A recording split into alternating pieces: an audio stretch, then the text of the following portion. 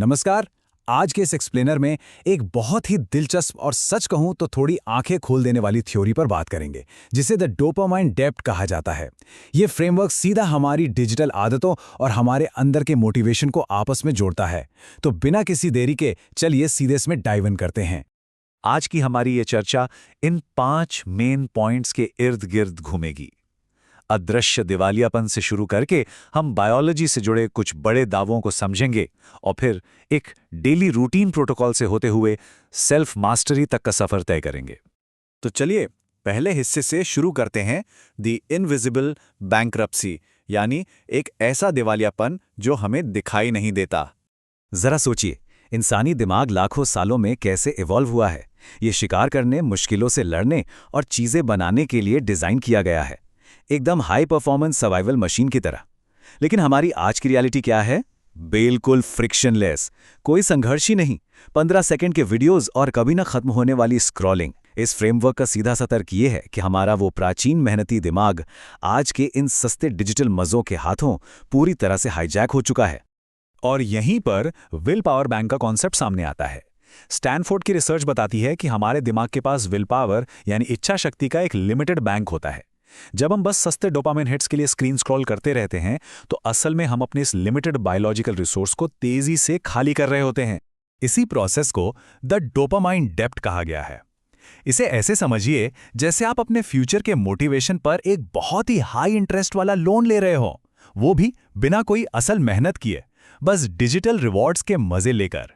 Biologically हम अपने शरीर को ये सिग्नल दे रहे हैं कि वाह, हमने तो बहुत बड़ी चीज हासिल कर ली, जबकि असल में हमने अपनी जगह से उठकर कुछ किया ही नहीं होता। अब आते हैं दूसरे सेक्शन पर, द बायोलॉजिकली बैंकरप्ट मैन। हमारी ये जो डिजिटल आदतें हैं ना, ये सीधा हमारे हार्मोन्स पर असर डाल रही हैं। ये आंकड़ा वाकई थोड़ा चौंकाने वाला है। 1%। सोर्स का दावा है कि पुरुषों में टेस्टोस्टेरोन का लेवल, जो कि मसल्स, गहरी आवाज और कॉम्पिटिटिव ड्राइव का फ्यूल माना जाता है, वो हर साल 1% की दर से गिर रहा है। और इसका कारण सिर्फ बिजी लाइफस्टाइल नहीं है, बल्कि वो आराम पसंद और संघर्ष रहित जिंदगी है जिसे हम सब तेजी से अपना रहे हैं। हम सब अक्सर नॉन कॉन्सिक्वेंस फैलेसी के शिकार हो जाते हैं। मतलब एक ऐसा झूठा विश्वास कि अरे बस थोड़ी देर और स्क्रॉल करने से क्या ही नुकसान हो जाएगा। हमें लगता है कि इन छोटी छोटी डिजिटल आदतों का हमारी बायोलॉजी पर कोई रियल इम्पैक्ट नहीं होता। लेकिन फ्रेमवर्क का तर्क है कि इसका असर बहुत गहरा और एकदम असली होता है। और यहीं से शुरू होता है एक ऐसा बायोलॉजिकल कैस्केड जिसे एलोस्टैटिक ओवरलोड कहते हैं।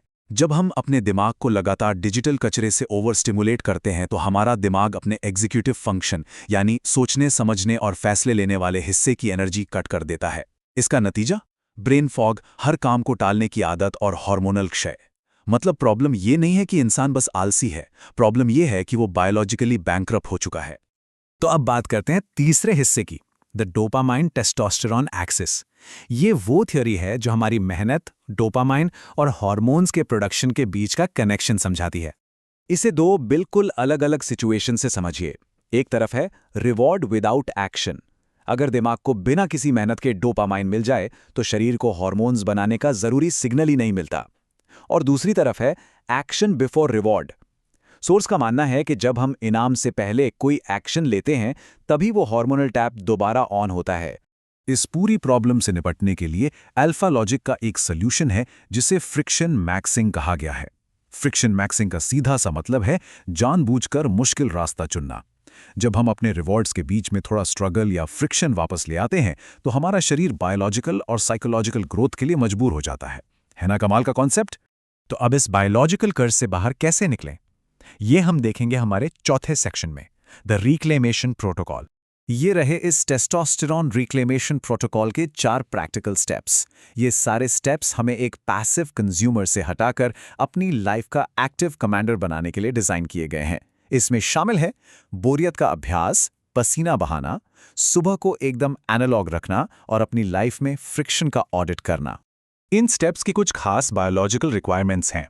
पहला रूल, हर सुबह 10 मिनट तक एकदम शांति में बैठना, बिना किसी फोन या म्यूजिक के।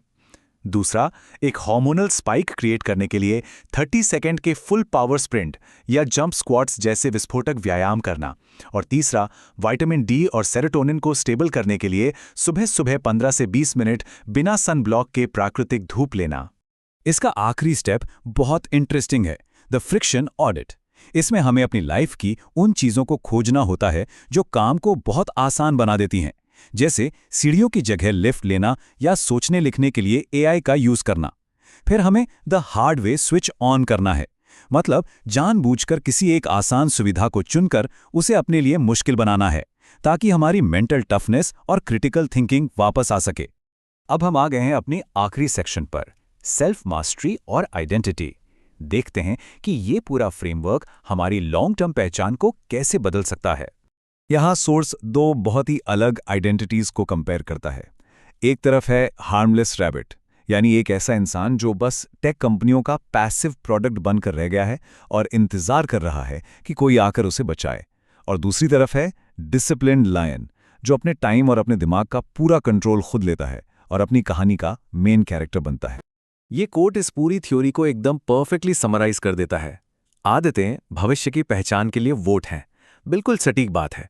हमारी रोजमर्रा की छोटी छोटी आदतें और एक्शंस ही तो ये तय करते हैं कि आगे चलकर हम असल में क्या बनेंगे। तो जाते जाते इस गहरे सवाल पर जरूर विचार कीजिएगा, क्या हमारी ये मॉडर्न, फ्रिक्शनलेस और आरामदायक जिंदगी सच में हमारे अल्टीमेट पोटेंशियल को बाहर लाने में मदद कर रही है, या फिर ये चुपचाप हमारे विकास में रुकावट डाल रही है? ये बात हमें आज की सुविधाओं की असली कीमत पर दोबारा सोचने के लिए जरूर मजबूर करती है। आज के इस एक्सप्लेनर में हमारे साथ जुड़ने के लिए बहुत बहुत शुक्रिया।